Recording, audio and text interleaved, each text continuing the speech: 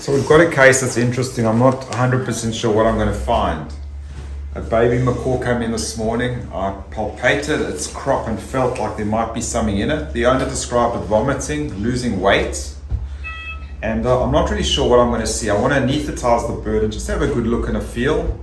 I can feel something in the crop, but it's attached to the crop wall. So we're either going to remove it, which is the best outcome, or we're going to potentially biopsy it, which is a bad outcome. You wouldn't expect in a young bird to have a tumor or mass at this age. It's only 4 months old, isn't it? It's very young. Yeah. A young innocent baby. I'm assuming everything's blacked out.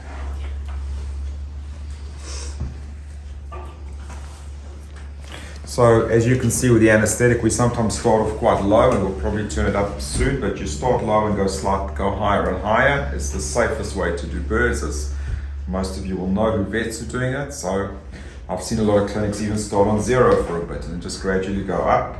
This bird's now on 2% and we might go a little bit higher if we need to, but he's going down. But in the next 10-15 seconds we might go a little bit higher if he's not going down. Yes, before we go, you can actually see something in the... Yeah.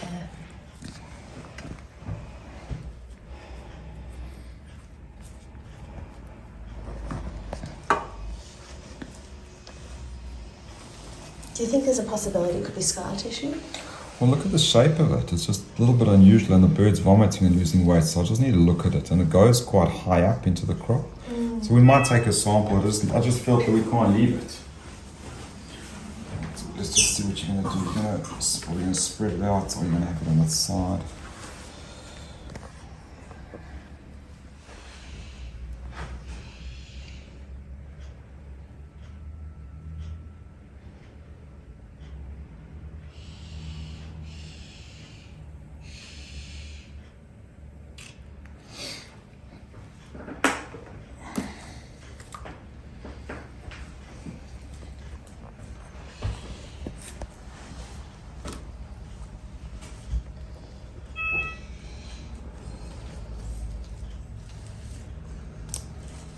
So these are just subcutaneous fluids? Just subcutaneous fluids.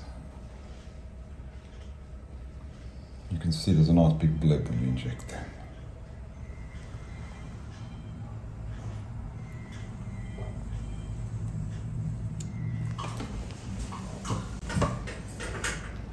Is it in, Shirini? Yeah. And then just switch it, the arrows all the way, yeah. Is it on the right setting? Thank you. It should be on cut coag and about 4. Yeah, it's on. Yeah.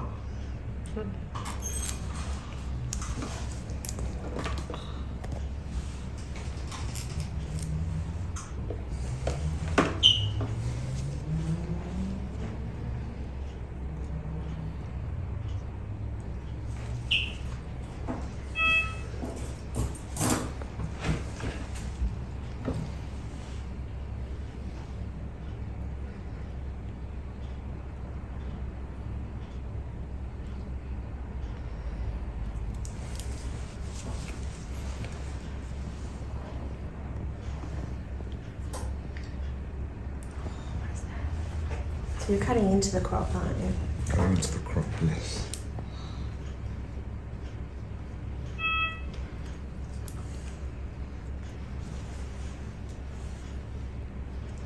This actually looks like crop tissue. So what I'd like, Shirini, I'd like actually a biopsy punch. If you could bring one, and I'm going to take a biopsy. It's labelled, you'll see, if you don't already know.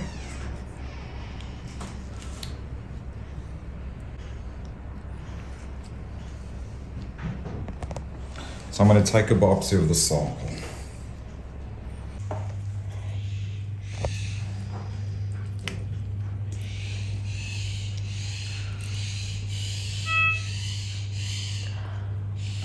What is this?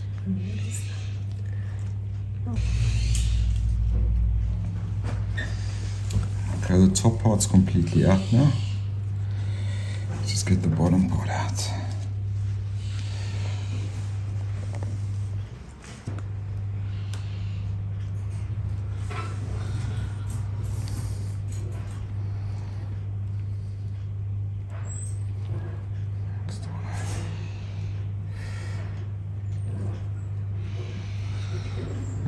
think I've taken it out. That's it. Got some flush here. Okay, let's...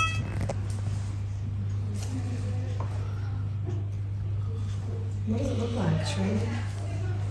Cartilagey. It looks like calcified something.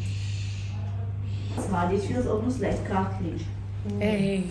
I just don't know what I've taken out and if there's more stuff to take out. I can't decide. I mean, he's pretty light still. Okay. So. Do you want So a I've dental got X-ray? I basically let's try and move him back to where he should be. And you've got a lot of stuff there, which is interesting. And I think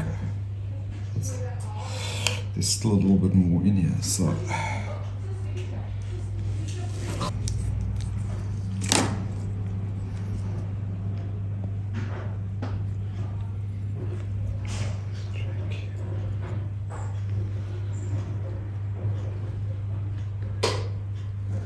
Okay, the only okay, so I'm finished except for potentially high. No, I'm happy to close up. Can I have some 5 more PDFs?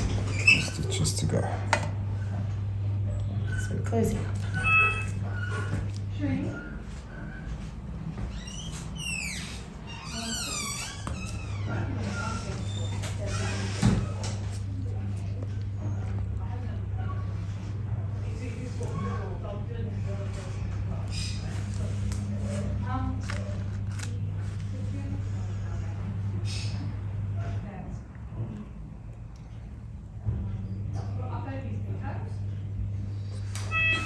So we've taken out an amazing crop foreign body.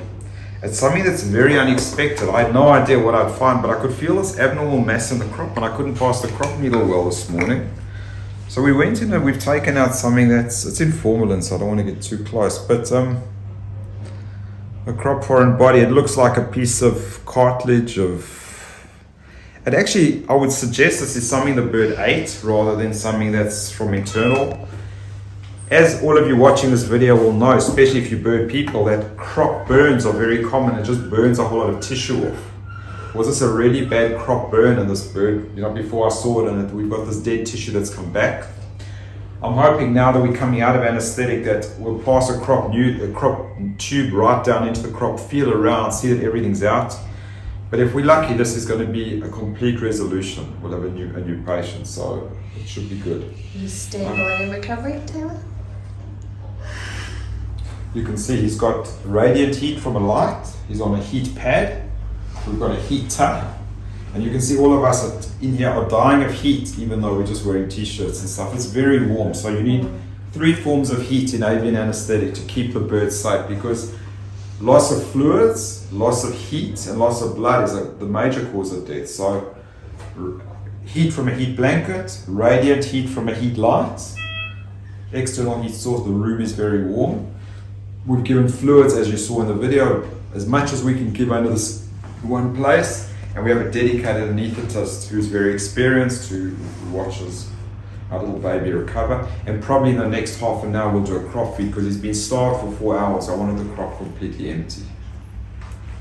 Right, so it's a very good outcome, I think. Well done. Okay. Say good night to Mum and Dad for the night, yeah? Say night to everybody. Oh, it's good. The blanket to snuggle up to.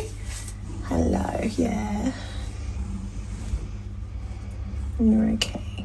Do you like your reflection? Oh, I know. You've had a nice good feed, haven't you? You're just settling down for the night.